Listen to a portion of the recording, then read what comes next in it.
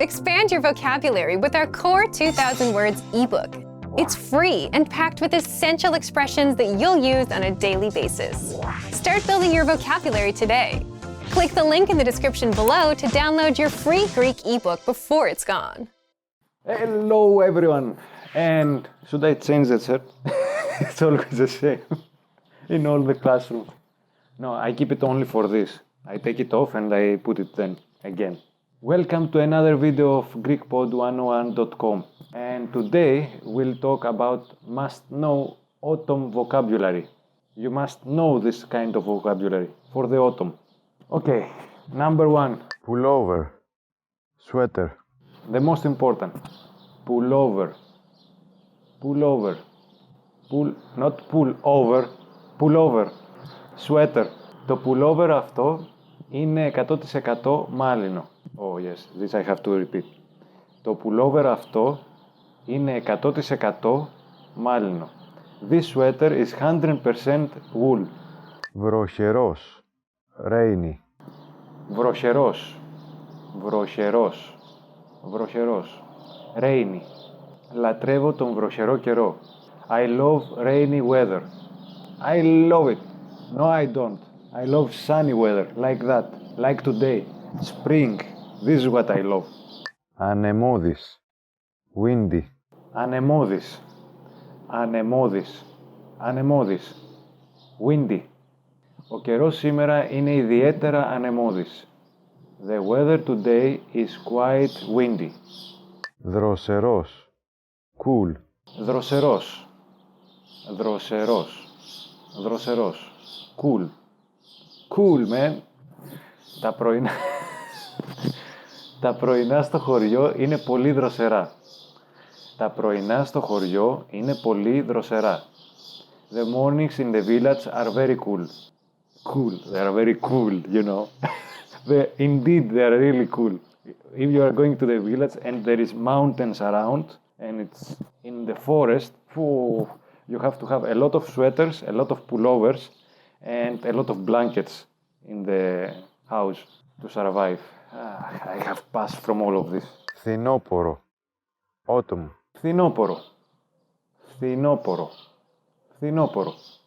Autumn. Τα χρώματα του φθινοπόρου μου προκαλούν μια μελαγχολία.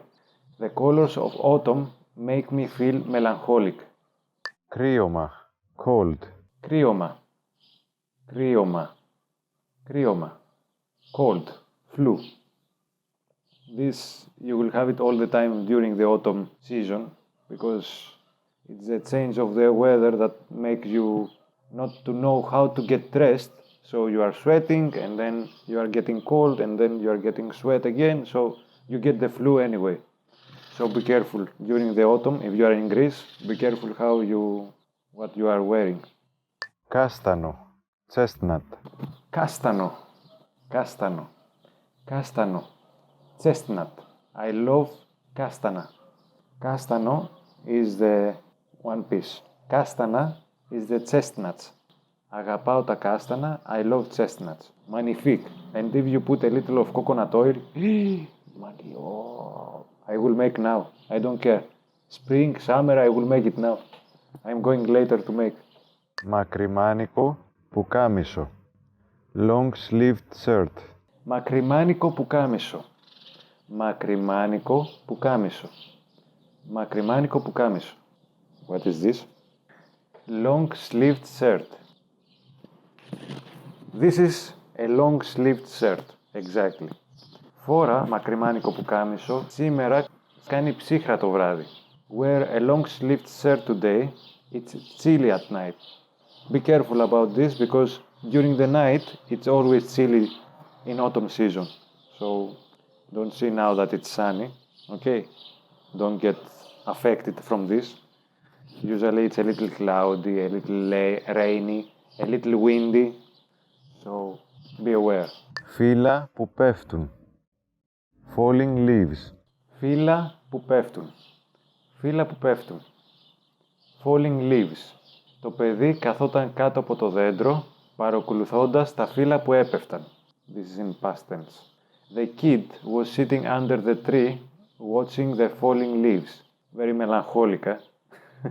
ημέρα των ευχαριστειών. Thanksgiving. Ημέρα των ευχαριστειών. Ημέρα των ευχαριστειών. Ημέρα των ευχαριστειών. Thanksgiving. Σήμερα είναι η ημέρα των ευχαριστειών στην Αμερική. Today is Thanksgiving Day in the United States, in the US, to make it more cool. Thank you for watching. If you want to learn more about Greek or Greece, stay tuned, subscribe on GreekPod101.com and see you soon with more videos. Take care. Bye.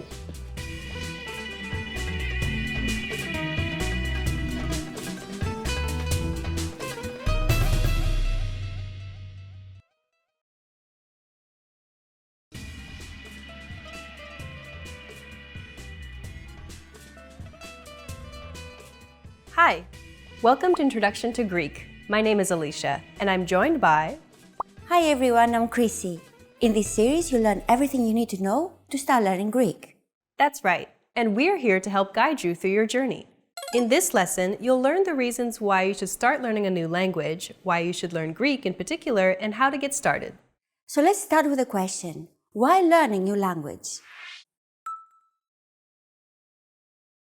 There are many reasons, but perhaps the biggest one of all is that it could actually change your life. Learning a new language unlocks new pathways that are off limits to you now. There are certain things that you simply cannot do without having the technical or cultural skills that come from learning a new language. Like working or living in another country. Knowing another language provides you with greater job opportunities. It gives you the freedom to move to another country and earn a living, or even better yet, build a career from it, instead of just being stuck in one place. A second language allows you to visit or live in places that you may never even have considered going. Knowing another language simply gives you more options to choose from. And learning a new language also helps you to be more open-minded and see the world from a new perspective. If you talk to a man in a language he understands, that goes to his head. If you talk to him in his own language, that goes to his heart. These words of wisdom come from Nelson Mandela. And he was right. Language and culture go hand in hand. The world is a big place. By broadening your understanding of other cultures, you become more empathetic and understanding of the many different ways that people live their lives. By speaking an extra language, you're able to see and experience more, which helps you grow as a person. Learning a new language also improves your memory. Several studies have consistently shown that those who study another language have improved memory as opposed to those who didn't learn another language. Learning another language also keeps your brain healthy by significantly delaying the onset of Alzheimer's and dementia. This difference can be as much as 4 to 5 more years of quality life. And those are just some of the reasons why you should learn another language. The list just goes on and on. Now you know the benefits of studying another language, but why should you learn Greek in particular? Did you know that by speaking English, you already speak more Greek than you think? Words such as dynamite, android, encyclopedia, octopus, and air come from Greek. Actually, around 25 to 30% of all English words come from Greek, either directly or indirectly. So you should be able to understand quite a large number of Greek words already. And English is not the only language that has been influenced by Greek. Other European languages have been influenced too. So if you're learning Greek, you'll improve your English vocabulary and have a better understanding of the English language and other European languages. Have you ever thought of traveling or moving to Greece? As a visitor or expat, you'll discover that the country is very tourist-friendly. Most Greeks speak some English. However, if you speak Greek, you could communicate with the locals and experience the culture more profoundly. For example, you'll be able to understand the unique temperament and sense of humor the Greeks have. After all, they invented comedy. Speaking of comedy, how about watching an ancient Greek comedy or tragedy in one of the ancient theaters in Greece? That is a unique experience. Ancient drama is always alive in Greece, especially in the summers. It's almost a tradition for Greek directors to present their versions of ancient drama works in modern Greek. The works can be either adapted and have a modern approach, or they can follow the typical classical path. Tickets are usually sold out, so it's a must-live experience that is only more enjoyable if you understand Greek. My two favorite ancient Greek theaters are, first, the one in Epidaurus for its amazing acoustics, and second, the Odeon of Herodes Atticus in Athens for its beautiful view of the Parthenon that stands right above it. Greece has a very rich tradition in theater, But apart from that, perhaps you want to learn Greek so you can understand Greek music, movies, TV series, and literature. Two of our greatest writers have been awarded with the Nobel Prize for Literature, Yorgos Seferis and Odysseas Elitis. Their works, as well as the works of many other great Greek writers, have been translated to English. But the only way to really appreciate the beauty of their original words is to learn Greek. Some Greek poems are so beautiful that they have been set to music by well-known composers like Mikis Theodorakis. His songs form an inextricable part of modern Greek culture. If you have a genuine interest in the Greek culture and civilization, these are just some of the reasons why you should learn Greek. Okay then, we've talked about why you should start learning a language and why you should start learning Greek, but how should they get started, Chrissy?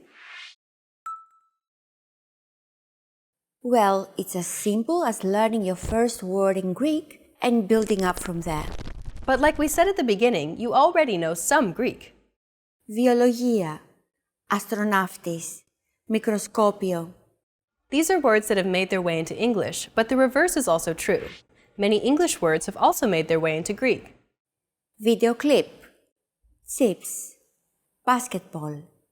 So on top of some Greek that you already know, there are even more words in the Greek language that will sound familiar to you. Now let's teach you something that you might not know, but which is very useful. Ευχαριστώ. It means thank you in Greek. That's a useful phrase. Can you tell us a little more about these letters? The Roman alphabet, which English uses, comes from the Greek alphabet. So some letters look identical, especially in uppercase. Ευχαριστώ.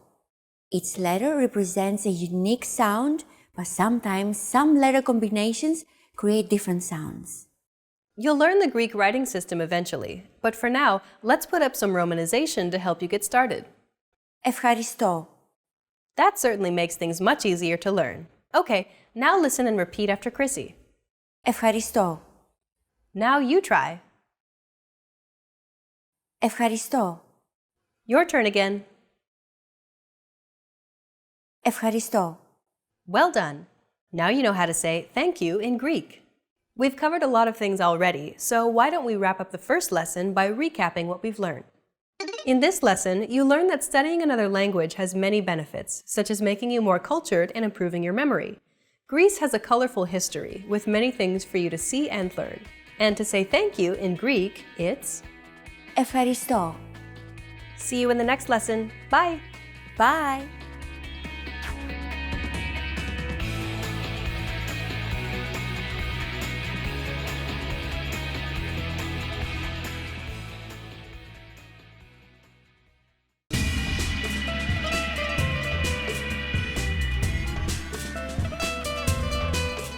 Hi!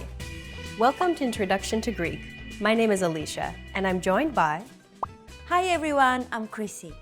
In this lesson, you'll learn the basics of Greek pronunciation. Pronunciation refers to the manner in which a word is spoken, so don't focus on reading what's on screen. Instead, focus on listening and repeating. One of the aspects of a language is rhythm. Modern Greek is a mixed rhythm language with characteristics varying between those of syllable-timed and stress-timed languages. In syllable-timed languages, all syllables have equal duration, while in stress-timed languages, like English, some syllables are longer and some are shorter. Spanish. Spanish. Now let's hear a Greek word. Όμορφος. Όμορφος. Another aspect of a language is intonation. Did you notice the accent mark above the first letter?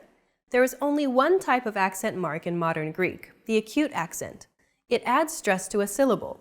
A stressed syllable usually lasts longer and has a slightly higher pitch than the rest. Other than pitch accents, there is no pitch system in Greek, like in Chinese, for example, where different tones define the meaning of words. Let's listen to that again. Όμορφος. Όμορφος. There's a golden rule in Greek concerning accents. The accent mark can only go on one of the three last syllables of a word. Let's see this in a longer word. Ομορφόπεδο. Ομορφόπεδο. This word, as well as the previous one, share the same root. However, the accent mark had to be moved over to a different syllable in order to comply with our accentuation golden rule. By the way, did you notice that although this word is longer than the previous one, it feels as if the syllables are pronounced faster? Όμορφος. Ομορφόπεδο. In general, you need to keep in mind that the duration of any syllable depends on whether the syllable is stressed and on the length of the word. Additionally, an unstressed syllable may have a different duration depending on its position relative to the stressed syllable. For example, in the second word, pre-stressed syllables take slightly longer to be pronounced than the post-stressed ones.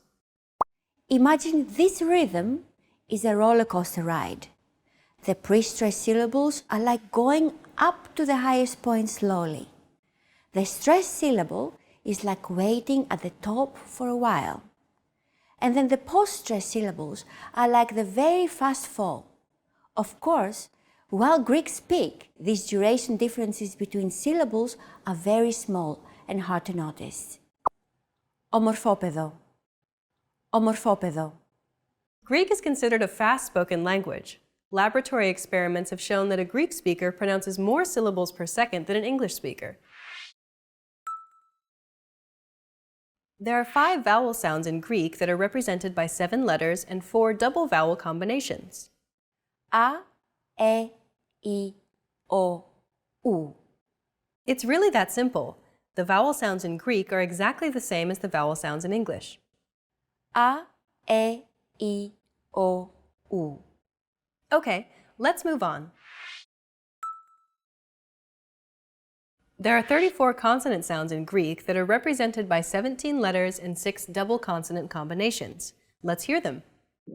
V, G, Y, V, Z, F, K, K, L, Y, M, N, N, X, P, R, R, S, T, F, H, Ps, G, Ng, Ng, B, B, P, D, D, T, T, Z.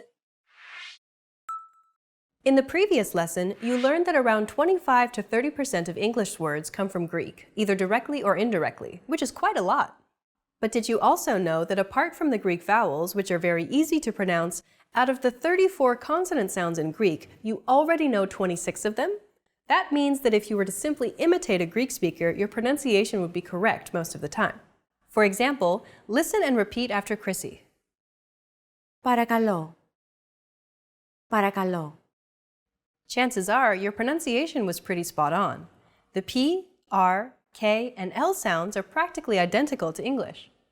Don't forget that words get accentuated in Greek, so make sure to stress that final syllable with the accent mark. Repeat after Chrissy. Παρακαλώ. Παρακαλώ.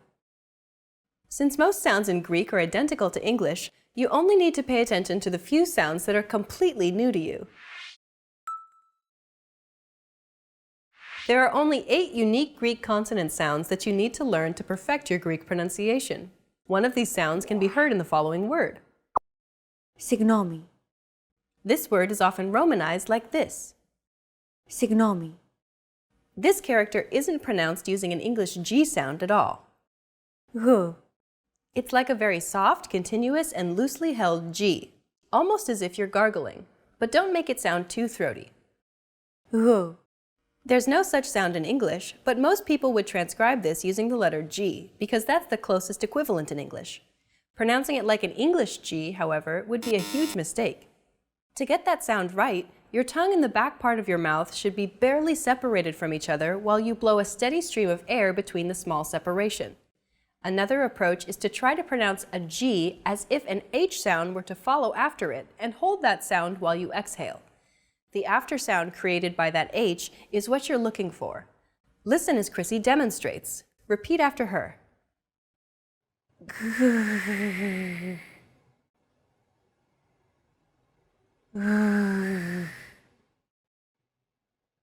Συγγνώμη. Συγγνώμη. Well done! Let's wrap up this lesson by recapping what we've learned. In this lesson, you learned that the rhythm of the Greek language is mixed and follows a fast tempo. The accentuation can only go on one of the three last syllables. A stressed syllable sounds longer, but the longer the word, the shorter the syllables are pronounced. Pre-stressed syllables are generally longer than post-stressed syllables. Collectively, nearly all the sounds in Greek are identical to the sounds in English. And finally, there are only 8 new sounds that you need to learn. We've covered only the basics of Greek pronunciation.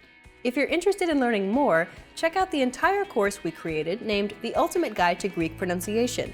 In that course, we cover and break down every single sound in the Greek language, showing you mouth and tongue positioning and giving you tips to help you perfect your Greek pronunciation.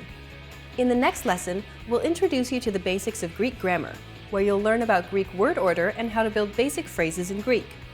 See you in the next lesson. Bye! Γεια χαρά!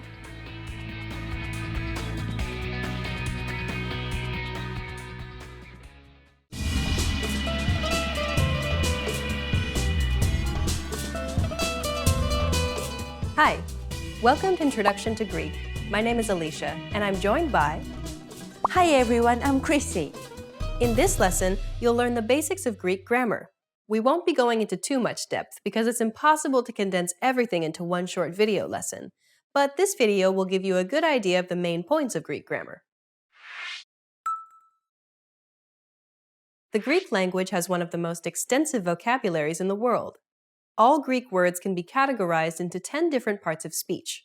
Furthermore, the Greek parts of speech are separated into inflected and non-inflected. You might be wondering, what is inflection exactly? Inflection is the modification of a word to express things such as tense, number, person, and more. The inflection of verbs is called conjugation. The inflection of articles, nouns, adjectives, and pronouns is called declension. When a word is not inflected, it means that its form never changes in speech. The Greek inflected types of speech are the articles, nouns, adjectives, pronouns, verbs, and participles. The Greek non-inflected types of speech are the adverbs, prepositions, conjunctions, and interjections. Greek has also some small non-inflected words called particles. However, particles are not considered a part of speech. In this video, we won't focus on non-inflected words because their use is very straightforward. Instead, we'll focus on declension and conjugation, which are more complex processes.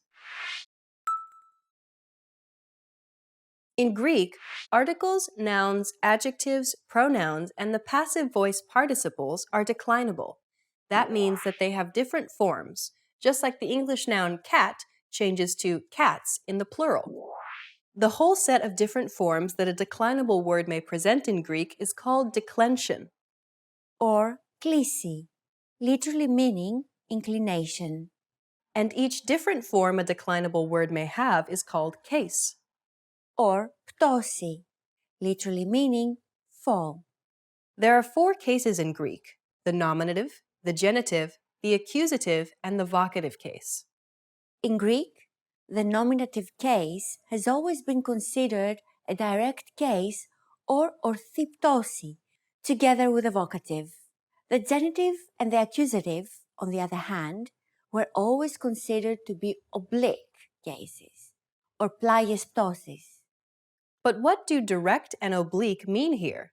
Well, let's remember the inclination and fall concept for a moment. If you set up a thin stick vertically on the ground, it won't stand, it'll fall. The nominative case, being the direct case or straight case, indicates the form of a word that is the base, the starting point. This is like the moment when the stick is standing straight before it starts falling. Declinable words are always in the nominative form in dictionaries. In ancient times, the vocative was identical to the nominative. So the vocative is still considered a direct case, although today there may be some differences between the two cases. Imagine now that the standing stick starts falling. During the fall, its position constantly changes in relationship to its starting point until it falls flat on the ground. Declinable words change too in relationship to their starting point, the nominative case. So the oblique cases, or bent cases, represent the form of a word that is not the base, like when the stick is already inclined and falling. These are the genitive and the accusative cases. The whole idea of declension, cases, and different forms of the same word may seem strange to an English speaker because English lost its case system almost completely. However, we can still see some declension happening to words, such as the personal pronouns. For example, I, he, she, we, and they can change to me, him, her, us, and them. In the phrase, she loves him, she denotes the subject, while him denotes the object. Similarly, the Greek case system exists in order to indicate certain grammatical relationships among the words of a sentence, like the subject, object, and more. It's actually because of the case system that word order in Greek sentences is relatively flexible. For example, in English, the sentences "the cat eats the mouse" and "the mouse eats the cat" mean different things. By swapping the nouns cat and mouse, the meaning changes completely. However, in Greek, the meaning wouldn't change because the form itself of a word shows us whether it's the subject or the object. The word order depends on what the speaker wants to emphasize, as the first word gets more attention. So the second sentence is actually more like saying, "It is the mouse that the cat eats." The grammatical case is the first characteristic of declension. The other two characteristics are gender and number. There are 3 genders in Greek: masculine, feminine, and neuter. All declinable words, including articles, are gendered. For example, in Greek, the definite article the comes in all 3 genders. O, I, to. And just like in English, there are singular and plural forms. So in the plural form, the Greek definite articles become I, ta. If we also add the forms for each case, then these are all the possible forms a definite article may have in speech. Note that definite articles don't have a vocative case form. Another thing to keep in mind about articles is that they need to have the same case, gender, and number as the words they define. For example, nouns and adjectives. The same goes for all declinable words that define each other. Now let's move on to the conjugation of verbs. Again, the word conjugation in Greek is called klisi. Greek verbs are divided into 2 main conjugation groups depending on their main ending. There's conjugation A and conjugation B. Furthermore, conjugation B has 2 subgroups, first and second class. The conjugation group is one of the characteristics of a verb. There are 6 more characteristics that you need to keep in mind: the person, number, mood, tense, voice, and the diathesis. Just like in English, there are 3 persons, first, second, and third, for I, you, and he, she, it. There are 2 numerical forms, singular and plural, and 2 voices, active and passive. As for the tenses, there are 8 tenses in Greek. The present tense, which makes no distinction between the simple or continuous present, the past continuous, the simple past, the future continuous, the simple future, the perfect, the past perfect, and the future perfect tense. Please keep in mind that in Greek, it's not always necessary to add the personal pronoun. That's because unlike English, verbs have a different form for each person, so the verb form itself shows us which person we're talking about. If pronouns are used, those are to make the context more clear or for emphasis. Next, the mood of a verb has to do with the way the verb is presented. A verb might be presented as something real, that is a fact, as something we expect or wish to happen, or as a command, among others. There are 5 moods in Greek, but we won't go into detail at this moment. Lastly, diathesis, literally meaning disposition, has to do with the meaning of a verb and the type of action it describes. For example, it might show us that the subject is doing an action, that the subject is acting upon itself, that someone else is acting upon the subject, or that the subject is simply in a particular state. With these basic grammar points in mind, you know what to expect once you start studying Greek grammar. Now, let's wrap up this lesson by recapping what we've learned. In this lesson, you learned the Greek parts of speech as well as which ones are inflected and which ones are not. We introduced you to the basic characteristics of declension and conjugation. You also learn that due to declension, word order is flexible in Greek. We've covered only the very basics of Greek grammar. If you're interested in more Greek, check out our Greek in 3 Minutes video series. In that course, we teach you useful phrases, and each lesson is only 3 minutes long. In the next lesson, we'll introduce you to the basics of Greek writing. See you in the next lesson. Bye! Γεια χαρά!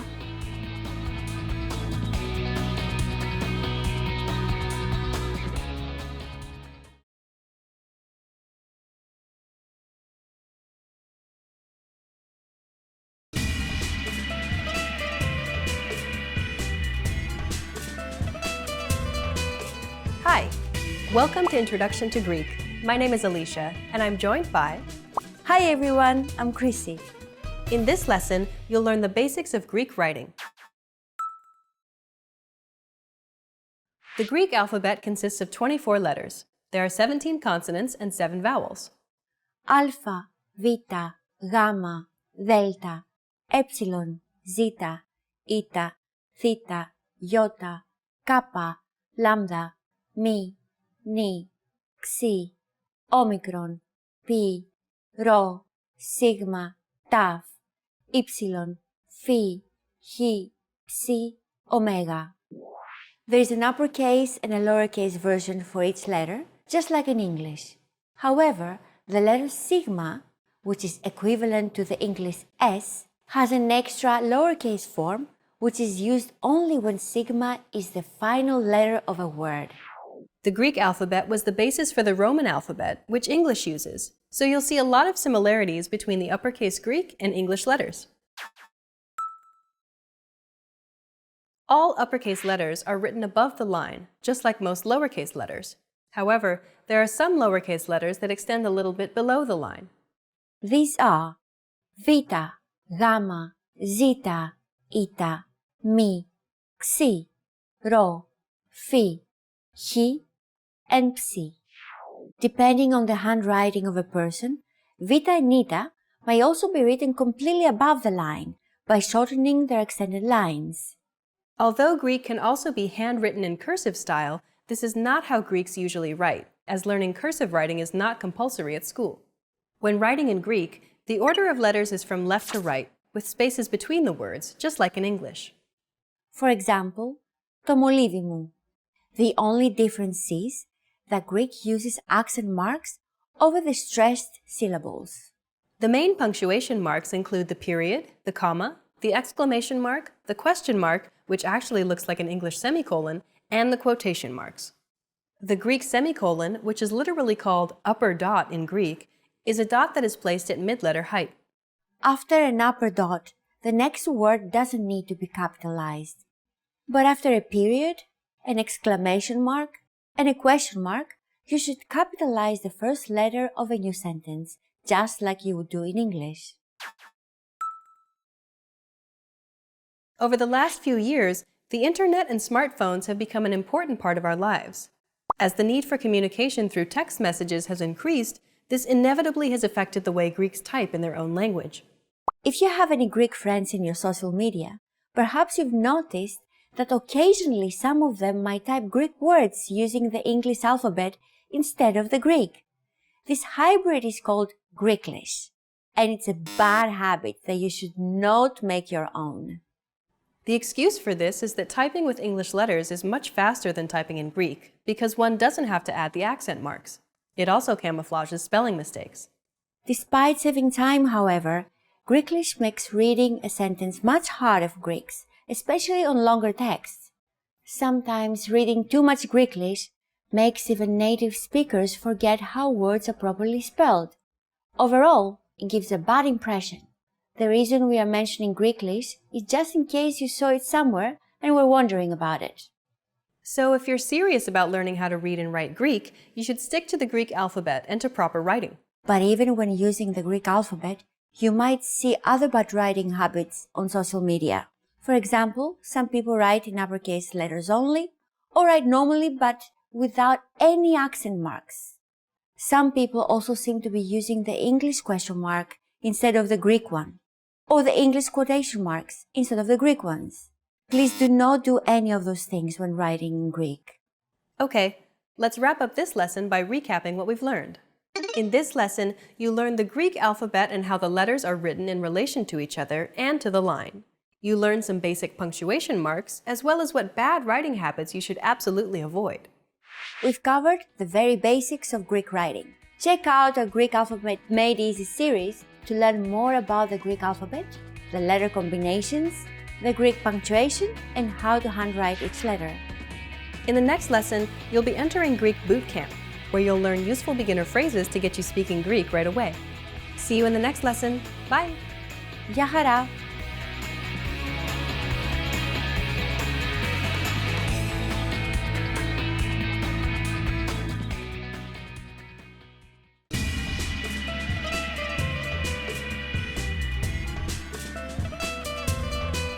Hi!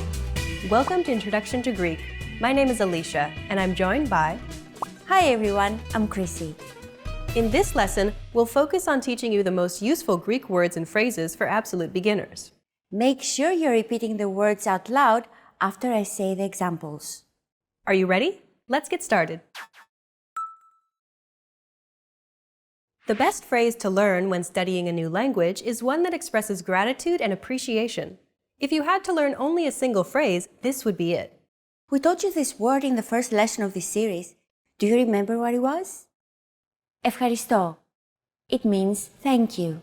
Ευχαριστώ. Keep repeating after Chrissy until you get it. Ευχαριστώ. Your turn. Ευχαριστώ. Ευχαριστώ.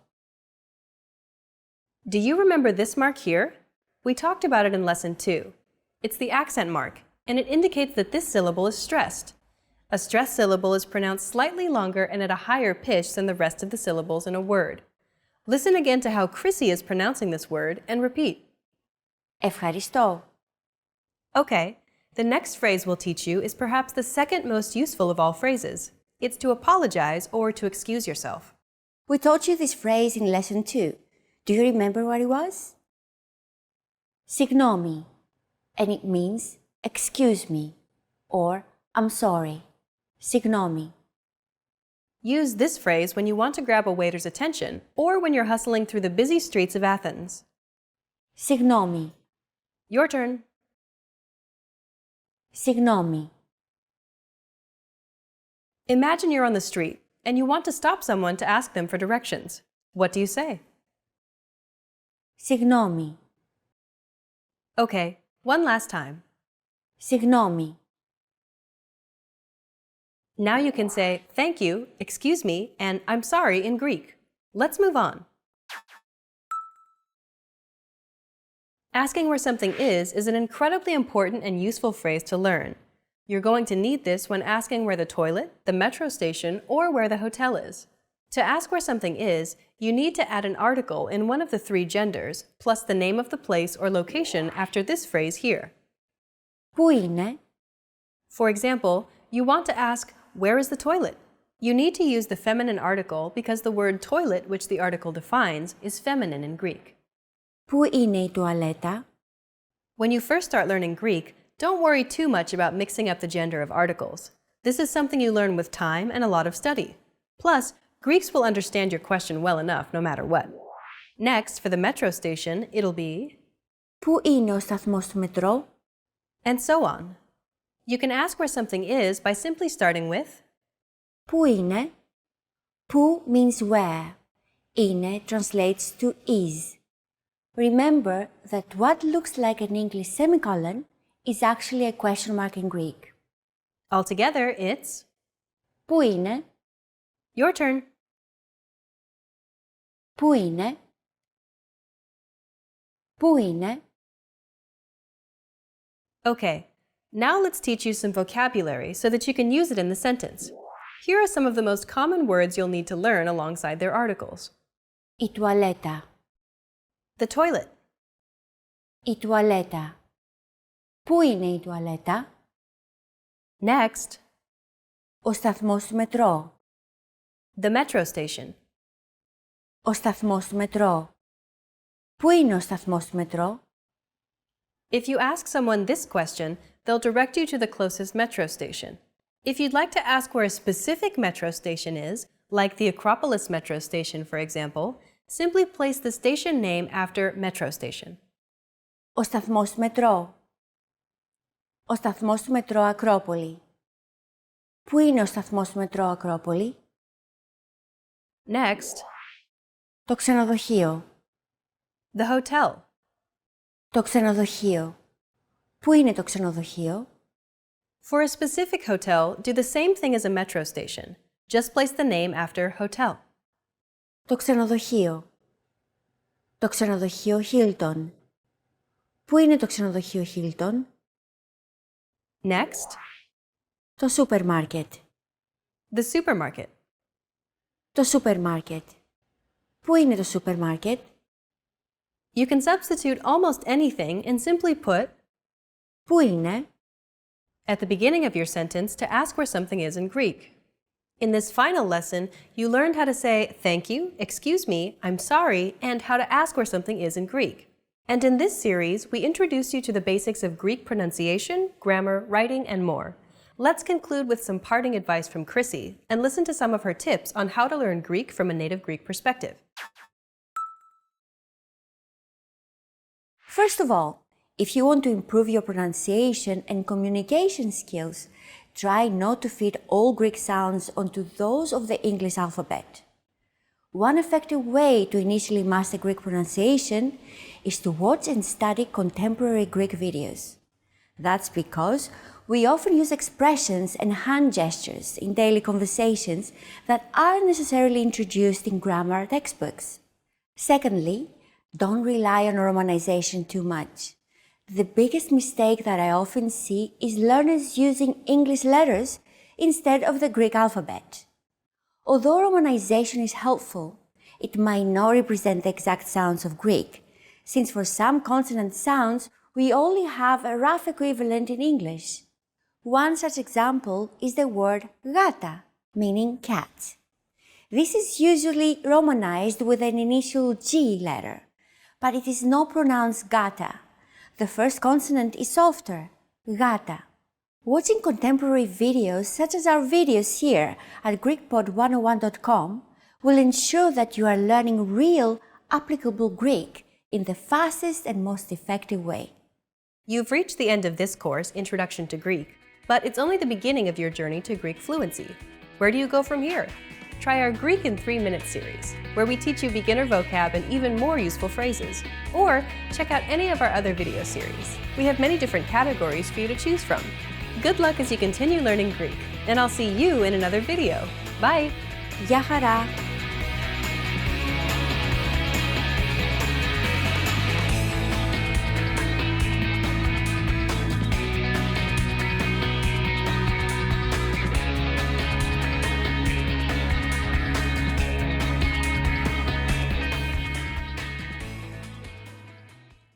Hi everyone! Do you know how to say I love you in Greek? In this lesson, you'll learn 3 different ways to say it.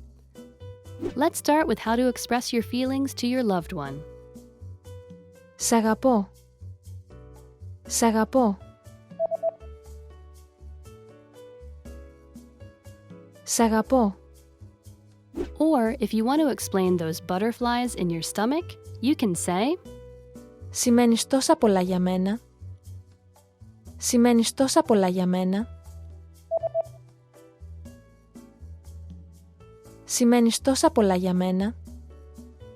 And when you feel that I love you is not enough, you can say Οι λέξεις δεν μπορούν να περιγράψουν την αγάπη μου για σένα. Οι λέξεις δεν μπορούν να περιγράψουν την αγάπη μου για σένα.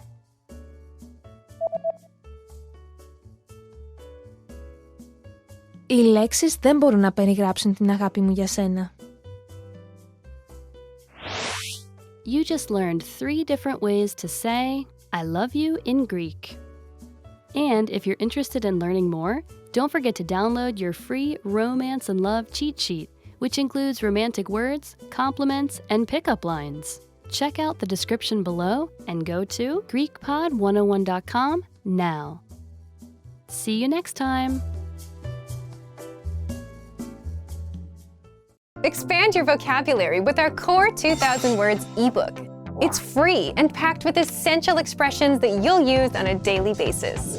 Start building your vocabulary today. Click the link in the description below to download your free Greek ebook before it's gone.